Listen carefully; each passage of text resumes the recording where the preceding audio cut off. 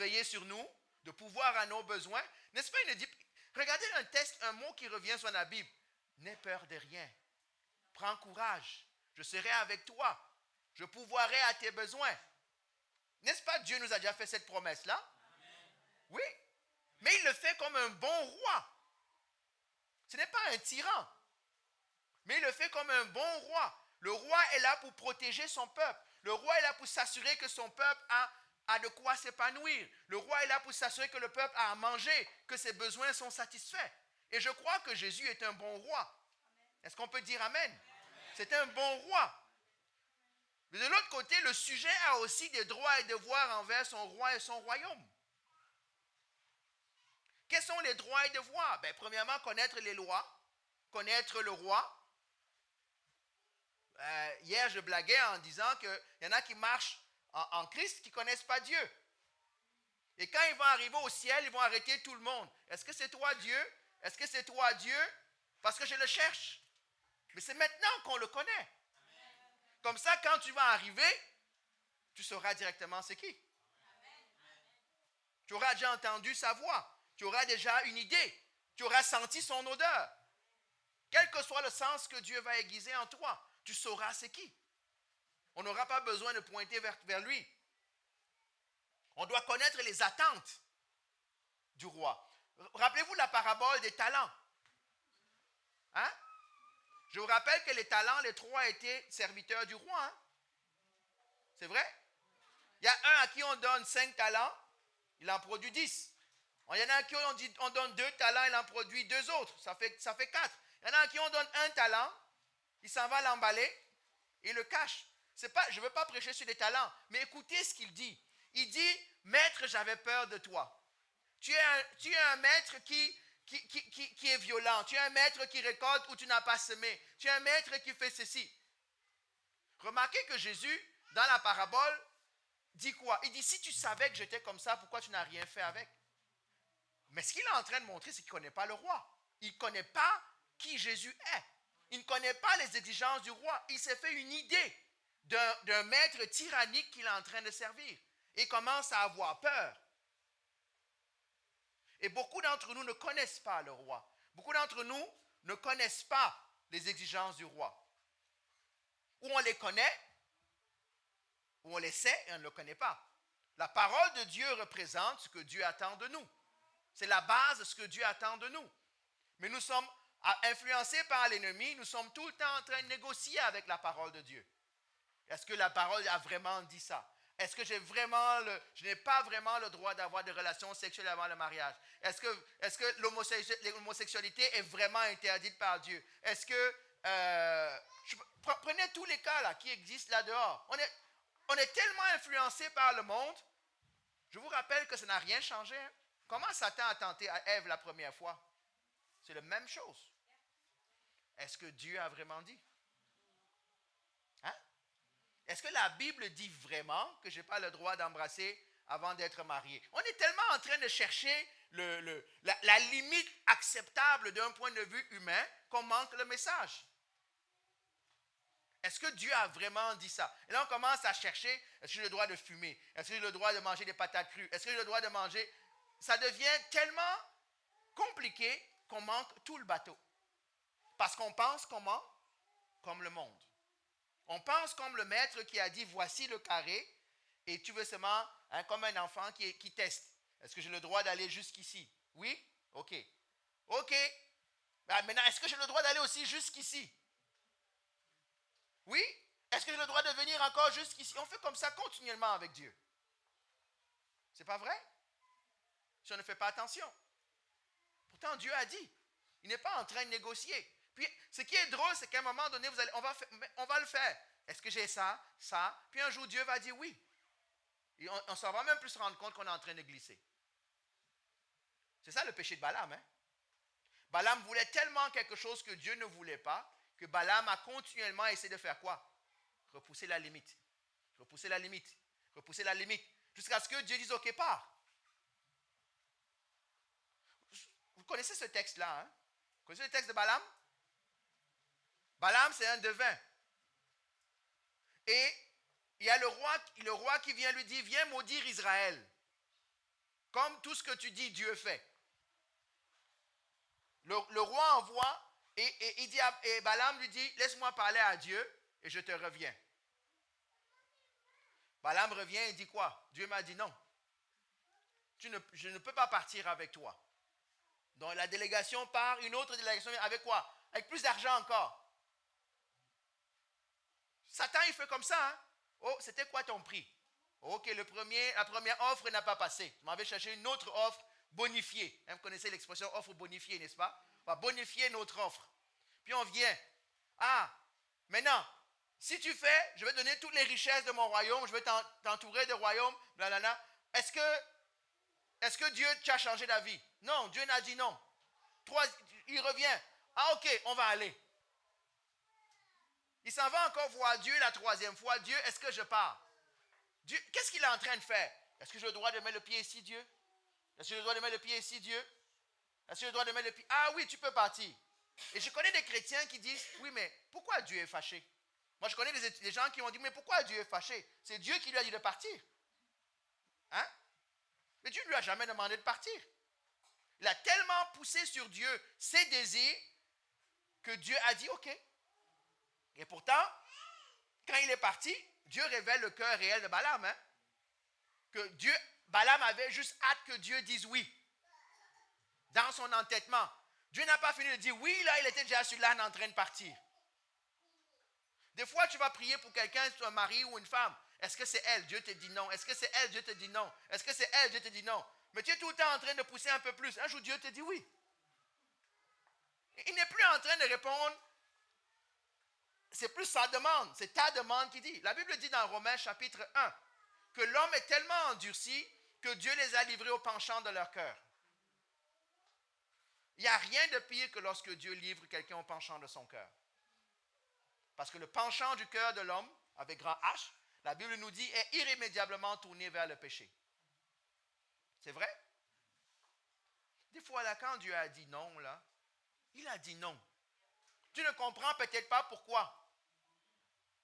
Peut-être qu'il était beau comme Apollon, ou je ne sais plus comment, ou il était riche comme Crésus, comme dit l'expression en France. Il était peut-être tout ce que tu voulais extérieurement, mais Dieu a dit non. Ou elle. Il sait pourquoi. Et je pense que Dieu sait mieux que quiconque ce qui est bon pour nous, si on lui fait confiance. C'est un bon roi. Je vais finir ici, je pourrais prêcher plus longtemps. Le dernier point, pour moi, est le point le plus important. Don't go yet, Mario. Don't go yet. Don't go yet. Chita.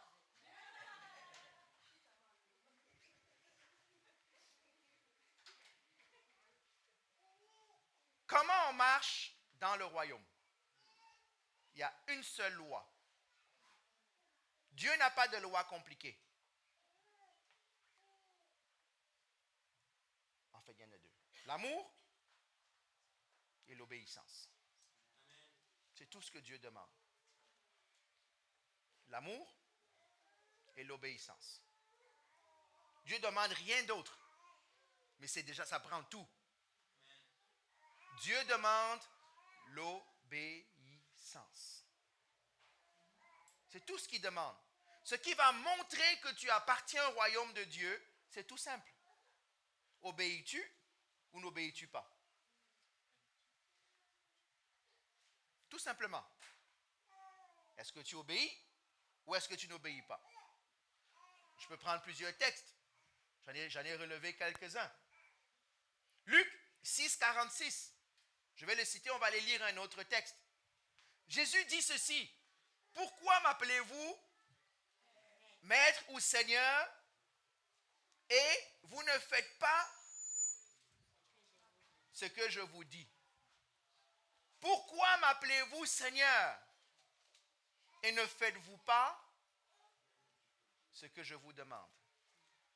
Pourquoi m'appelez-vous Maître si c'est pour faire votre propre volonté?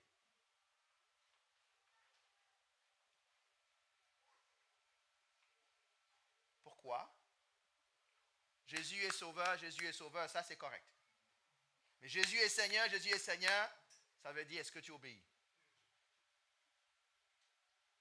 Pourquoi m'appelez-vous Seigneur et ne faites-vous pas ce que je vous demande. Il va dire ailleurs, ce n'est pas tous ceux qui m'appellent Seigneur qui sont de mon royaume. Ah, mais Seigneur, j'allais à l'église. J'ai ressuscité des morts. J'ai chassé des démons. J'ai prêché. Il va dire quoi? Arrière de moi, je ne vous ai jamais connu. S'il vous plaît, que notre vie ne finisse pas de cette manière. De croire qu'on est dedans quand on n'y est pas. Il y a un texte qui est encore plus important. Et c'est le dernier texte que je vais lire qui est un peu plus... là, on va le prendre parce que j'aimerais que vous le lisiez. 1 Samuel chapitre 15.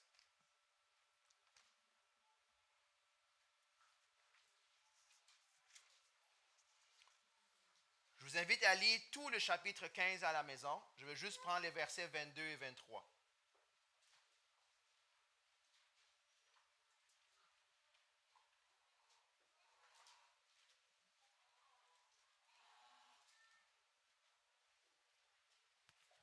« 1 Samuel chapitre 15, versets 22 et 23.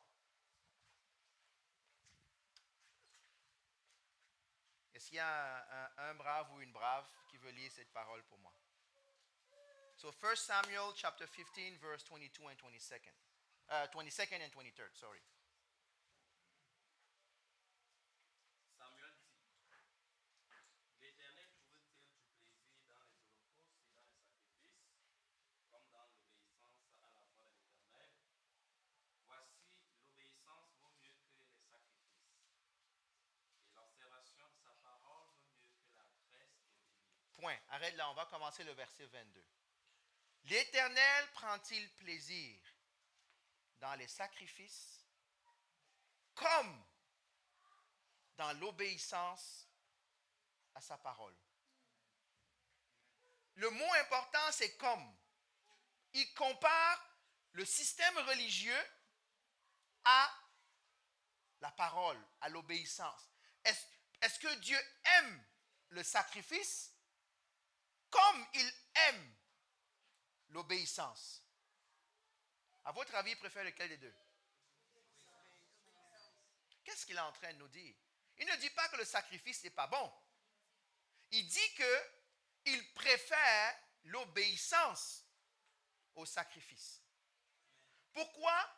Parce que si on ne comprend pas ça, on va penser que nos sacrifices vont compenser notre désobéissance.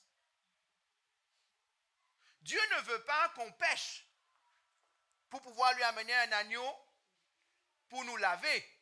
Il préfère qu'on l'ait obéi dès la première fois. Est-ce que vous suivez? Est-ce que Dieu aime, préfère les sacrifices comme l'obéissance à sa parole? Ce que Dieu veut de vous et de moi et de quiconque, c'est qu'on soit obéissant.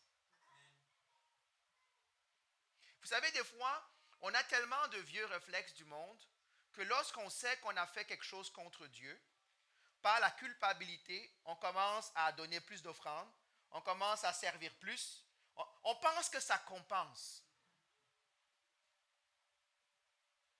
Ça, si vous avez une réaction comme ça, vous êtes en train en réalité d'ajouter péché sur péché. Parce que non seulement il y a le premier péché que vous avez fait ou que j'ai fait, mais le deuxième péché, celui qui ne comprend pas Dieu, qui pense qu'en écrivant un chèque plus gros à l'église, alors ça va... l'église ne va pas cracher dessus. L'église sera bénie, mais toi, ça n'aura rien servi à rien. Ou tu vas te sentir coupable, tu vas commencer à aller aider plus les frères et les sœurs, mais ce n'est pas ça qui va faire que Dieu est satisfait. Il ne faut pas confondre la repentance avec l'acte que je dois poser de repentance. Mais Dieu dit, je préfère l'obéissance au sacrifice. Maintenant, le verset 23. Regardez maintenant l'envers du médaille. Avant qu'on lise là, il a dit quoi? Il dit que l'obéissance est meilleure que le sacrifice. Mais regardez comment il va maintenant tourner ça à l'envers. Il va prendre les opposés maintenant. Verset 23. Car la désobéissance est aussi coupable que la divination, et la résistance ne l'est pas moins que l'idolâtrie et les théraphins. Oh! Oh!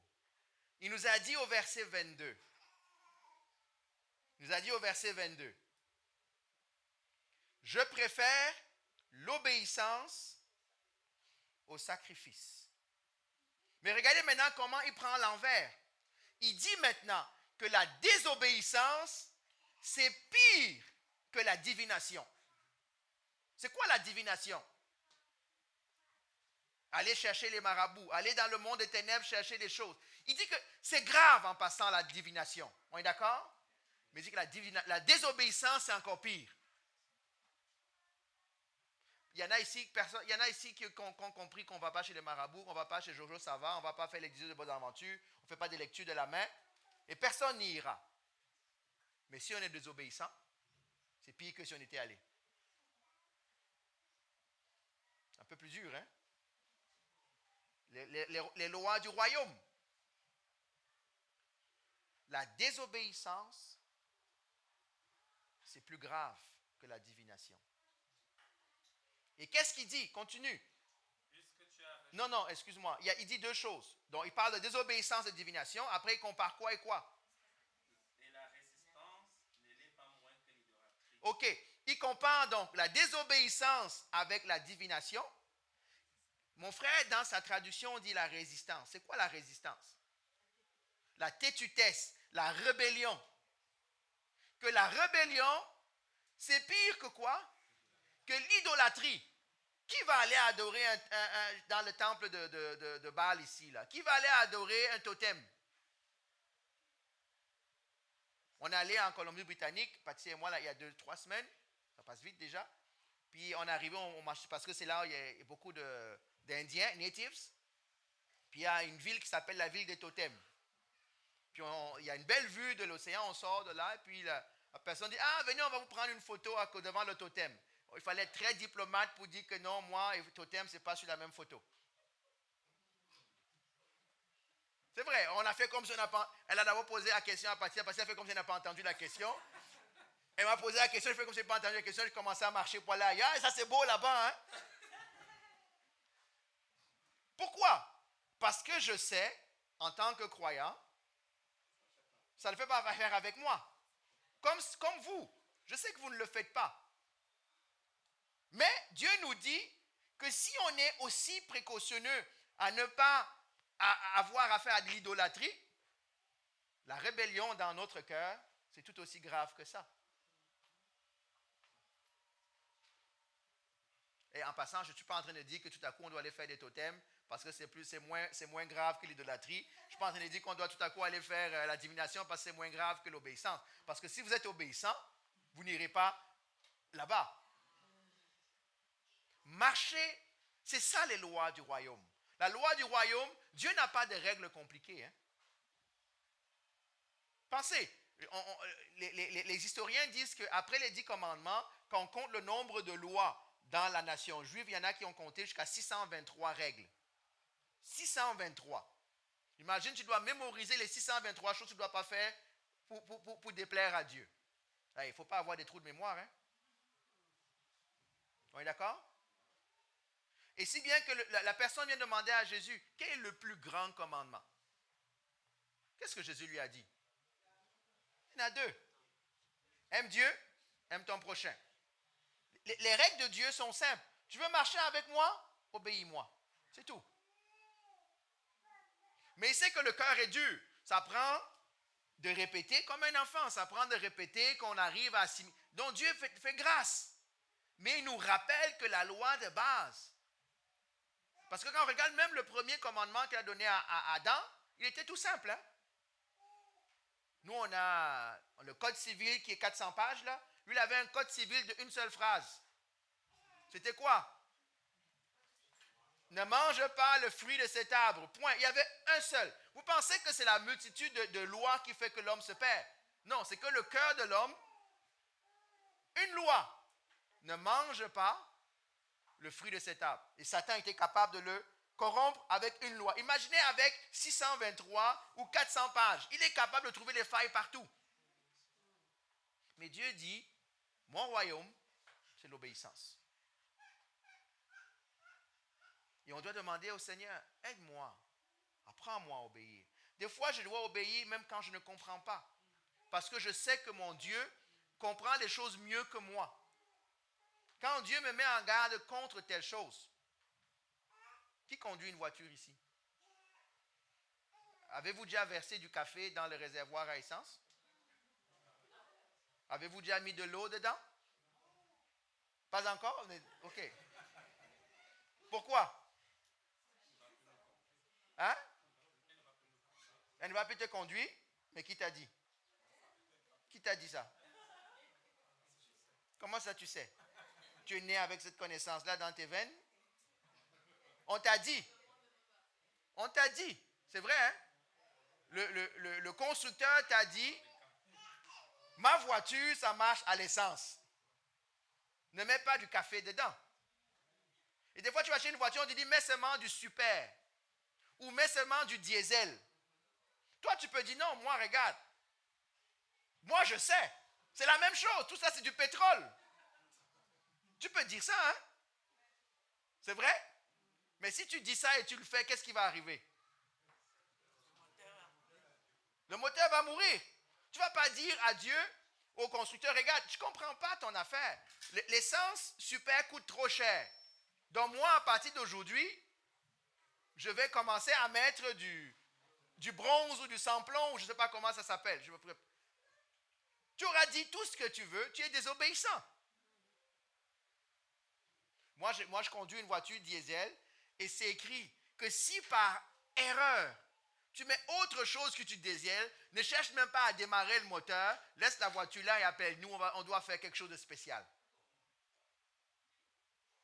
Pourquoi est-ce qu'on est capable de comprendre ces choses-là? Mais quand Dieu nous dit, on dit Dieu, tu ne comprends pas. Tu m'as créé avec des besoins, il faut que je les satisfasse. Tu m'as fait telle chose, hein? Ce n'est pas ma faute. Tu n'aurais pas dû me créer intelligent, tu n'aurais pas dû me créer avec des besoins physiques, tu n'aurais pas dû me créer avec tout ça. Maintenant, je suis là, je fais comment? Mais Dieu a aussi mis le cadre. Il a créé le besoin, il a créé des choses, il a aussi mis le cadre. Obéis. Ça vaut mieux que les sacrifices. Il y en a qui sont malheureux dans leur vie chrétienne, tout simplement parce qu'ils ont désobéi. Ou parce qu'ils désobéissent. Dieu dit ne fais pas ça, je fais quand même. Dieu dit ne fais pas ça, je fais quand même. Ah, ne fais pas ceci, je fais quand même. Si bien qu'il y en a qui disent, ah, moi, mon mariage, c'est ma croix. Vous avez entendu ça là? Que mon mariage, c'est ma croix. Quel mensonge! Est-ce que tu avais obéi? Le mariage, ce n'est pas fait pour être la croix. Mais, j'avais des besoins à satisfaire. Ou d'autres les ont satisfaits pour moi. On m'a imposé telle chose, on m'a fait telle... Je ne connais pas la situation. Donc, le voile de Satan se déchire dans une seule chose. S'il y a un verset que vous devez retenir par cœur, c'est Romains chapitre 12, verset 2. Romains chapitre 12, verset 2. Qu'est-ce qu'il dit? Qui connaît le verset par cœur? Romains 12, 2. Hein? Laissez-vous transformer dans le renouvellement de votre intelligence, afin de discerner quelle est la volonté de Dieu, ce qui est agréable, juste et parfait. Laissez-vous transformer par le renouvellement de votre intelligence. Qu'est-ce que ça dit? Laissez-vous dépouiller de l'intelligence du monde afin de vous remplir de l'intelligence de Dieu. Le mot grec qui dit transformer, c'est le mot qui dit démouler. Casser le moule. Parce que nous avons été moulés. Et on a besoin de casser le moule pour pour qu'il y ait un nouveau moule qui nous moule. Mais regardez, il y a le passif et il y a l'actif. Quand on commence au verset 1, offrez donc votre corps comme un sacrifice vivant, ce qui est de votre part un culte raisonnable. Et laissez-vous transformer. Donc, vous regardez, je m'offre, ça c'est actif, et je me laisse transformer. C'est qui transforme? C'est le Saint-Esprit. Et laissez-vous transformer par le renouvellement de votre intelligence. Maintenant, il y en a qui disent, comment je connais la volonté de Dieu? Afin de discerner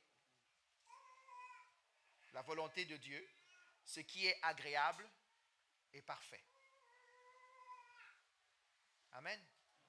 C'est comme ça que le voile de Satan se déchire. En réalisant que nous faisons partie non plus du royaume du monde, mais du royaume de Dieu. Et que Dieu, si au Canada on fait des cours de citoyenneté quand on arrive et qu'on devient citoyen, Dieu fait aussi ses cours de citoyenneté des cieux. Et il nous met un agent en nous qui nous dit, voici celui qui va t'aider à satisfaire mes exigences.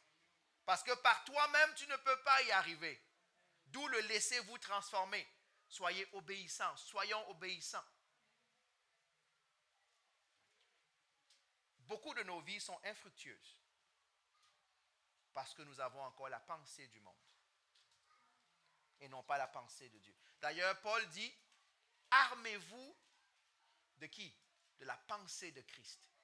Vous savez c'est quoi la pensée de Christ? L'obéissance au Père, la pensée de la souffrance, la pensée du sacrifice, du service. Armez-vous de la pensée de Christ. Parce que c'est ça qui va régir comment on va marcher avec Dieu. Amen. On doit grandir. Tu dois grandir. Je dois grandir. Nous devons grandir. Ils doivent, conjuguer là tous les temps et toutes les personnes qu'on veut. Mais des fois, on ne grandit pas parce qu'on est juste sauvé dans notre tête, pas dans notre vie réelle. Je parlais tantôt d'études bibliques. Tout ça, il faut connaître la parole de Dieu. Je ne peux pas vivre sans connaître la parole de Dieu. Je ne peux pas me fier seulement à ce que j'ai entendu à la radio, à la télé, sur Internet. Il y en a qui vivent leur foi chrétienne s'ils entendent sur YouTube. Pourquoi tu vas sur YouTube et tu n'es pas capable de discerner ce qui est bien enseigné, ce qui est mal enseigné?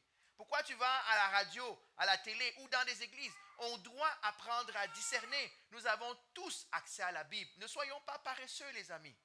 Comment saurez-vous me remettre moi en question? Tout à coup, je vais changer de sujet là. Comment saurez-vous Je parle de José, le pasteur José, on est d'accord? Est-ce que vous me suivez?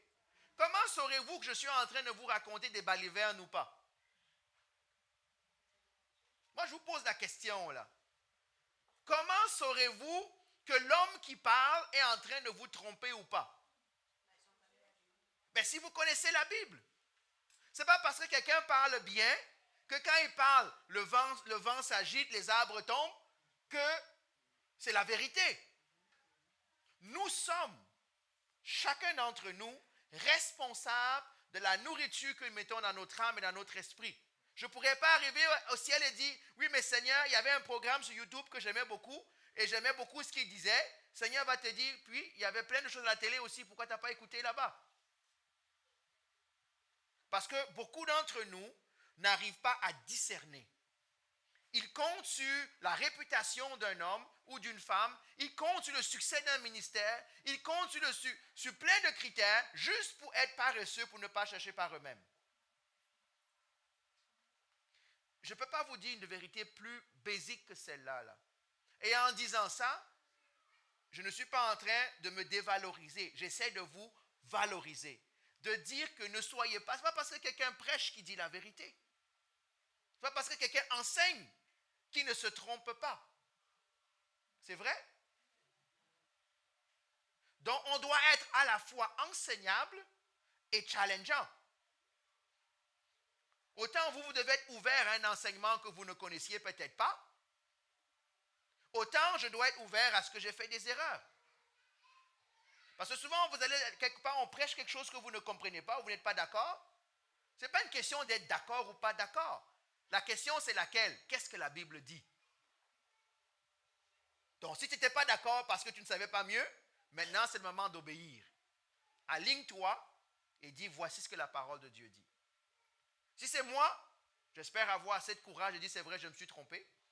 Et si je le fais en passant là, peut-être je l'ai déjà fait ici. Je viendrai devant, j'ai dit, hey, dimanche dernier, il y a 2 dimanches, j'ai dit telle chose, je me suis trompé. Je ne suis pas parfait. Mais ça prend l'humilité pour reconnaître qu'on s'est trompé. C'est vrai? Il y en a qui s'en vont seulement dans des églises où on prêche ce qu'ils veulent entendre. Où on prêche comme ils croient que ça doit être, sans jamais se remettre en question. Mais ça vient à quoi? À l'obéissance. Parce que c'est important ce que je dis. À quoi et à qui j'obéis? Vous ne pourrez pas arriver au ciel et dire, le pasteur a dit. Dieu va te demander, oui, le pasteur a dit. Mais toi, qu'est-ce que moi j'ai dit? Ah, moi, je ne sais pas. Je comptais sur le pasteur pour me dire. Et pourtant, il dit, je t'ai envoyé à l'école. Je t'ai appris à lire. Je t'ai appris à prier. Cherche par toi-même. Et viens enrichir le corps. On va prier, les amis. Marchons de manière sérieuse. Marchons de manière sérieuse. Je vais juste lire ce texte pendant qu'on prie. C'est dans 1 Thessaloniciens chapitre 2, verset 12. Ça dit, vous savez aussi que nous avons été pour chacun de vous ce qu'un père est pour ses enfants. Verset 12, vous exhortant, vous consolant, vous conjurant de marcher d'une manière digne de Dieu qui vous appelle à son royaume et à sa gloire. Il y a une marche qui est digne dans le royaume de Dieu. Seigneur, je prie que tu nous aides. Seigneur, ça nous concerne tous, moi le premier. Nous voulons confesser. Moi, je veux confesser que mon cœur est rebelle des fois. Je veux confesser que mon cœur, des fois, est désobéissant. Je veux confesser, Seigneur, que des fois, j'essaie de compenser. Et je te demande pardon. Je veux prier pour mes frères et mes sœurs, pour chacun d'entre nous, que nous puissions exposer notre cœur devant toi, afin que la loi de Dieu règne dans notre cœur, afin que Christ soit notre Seigneur, pas seulement notre Sauveur, mais notre Seigneur. Père, je prie, je te demande pardon. Touche nos cœurs. Père, nous voulons que le voile de Satan soit déchiré dans nos vies. Nous voulons que le voile du mensonge soit déchiré. Nous voulons que le voile des ténèbres soit déchiré, Seigneur. Père, des fois nous pensons savoir, mais nous ne savons pas, Seigneur. Aide-nous à aimer ta parole, ne serait-ce que pour notre propre salut, ne serait-ce que pour notre propre lumière, Seigneur. Que cette parole nourrisse notre âme, que cette parole nous fasse nous vivre selon ce qui est conforme à ton royaume, Seigneur Jésus. Je te rends grâce parce que ton exigence est simple, c'est de t'obéir. Je te rends grâce parce que tu sais que laissés à nous-mêmes, nous sommes désobéissants. Nous sommes rebelles. Je te rends grâce parce que tu as mis en nous ton Esprit Saint qui nous aide, Seigneur, à comprendre, à marcher de manière digne de toi, Seigneur. Je prie que chacun d'entre nous ici apprenne à discerner les avertissements du Saint-Esprit, apprenne à discerner la voix du Saint-Esprit, Seigneur. Oui, Seigneur. Oh, je te bénis et je te rends grâce. Père, nous voulons grandir. Tu sais, nous prions depuis plusieurs semaines. On l'a dit ce vendredi, tu te tiens à la porte et tu frappes. Et tu dis que celui qui ouvre, tu entreras et tu souperas avec lui et lui avec toi. Père, je veux que tu soupes avec moi. Je veux que tu soupes avec mes frères. Je veux que tu soupes avec mes sœurs. Je veux que tu soupes avec notre assemblée. Je veux que tu soupes avec ton peuple, Seigneur. Partout où il est dans cette ville, dans cette province, dans ce pays, sur cette terre. Père, nous voulons être un peuple, Seigneur, qui écoute ta voix. Nous voulons être un peuple qui obéit, Seigneur. Et nous avons besoin de ton aide, Seigneur. Nous voulons marcher, comme Paul dit dans l'Épître aux Thessaloniciens, d'une manière digne de ton royaume.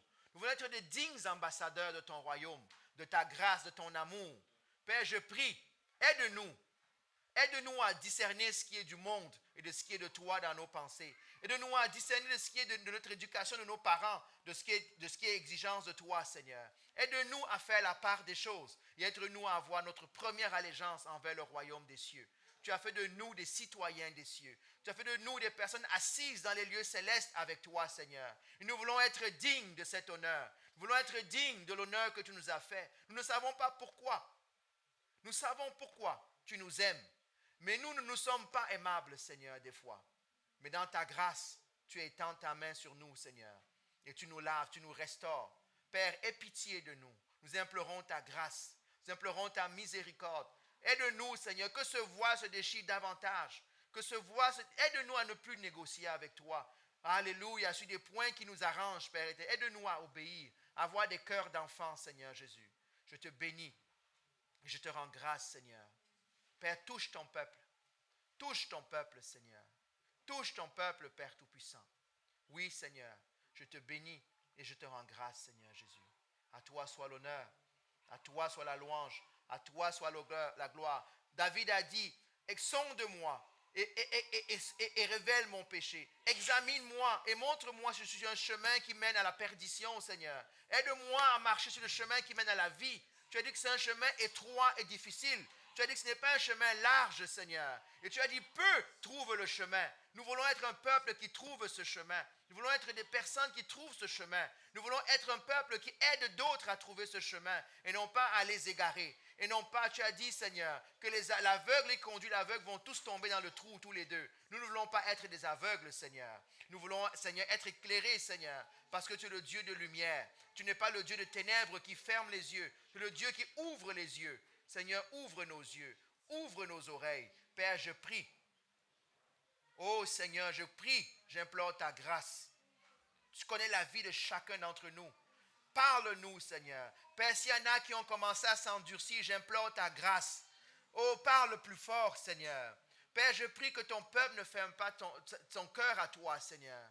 Qu'on ne s'endurcisse pas, Seigneur, dans des querelles de doctrine, dans des querelles mondaines, mais aide-nous à avoir un cœur souple, un cœur malléable entre tes mains, un cœur enseignable, Seigneur Jésus.